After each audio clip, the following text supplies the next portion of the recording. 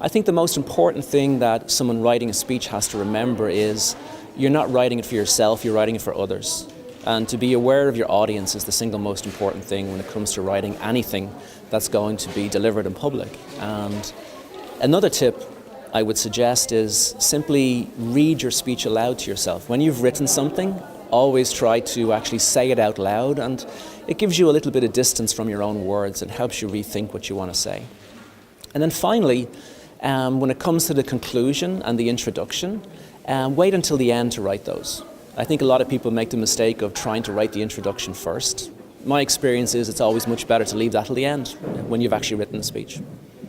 At the end of the day, there's all sorts of tips people can give you, but nothing really takes the place of just immersion as much as you can, which becomes easier, I think, over the years now with the various forms of internet and social media, just to surround yourself with a little bit of English environment when you can.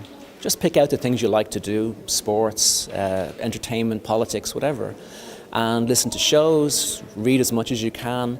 That kind of day-to-day stuff is more important than any other little secret tip I might have. Absolutely, I would just tell them to give themselves a pat on the back, and the very fact that they arrived here and were able to compete in some respects at the highest level in this contest is something in itself that's remarkable. So I would just wish them, to congratulate themselves. They deserve it. I'm filled with admiration for all 10 speakers today.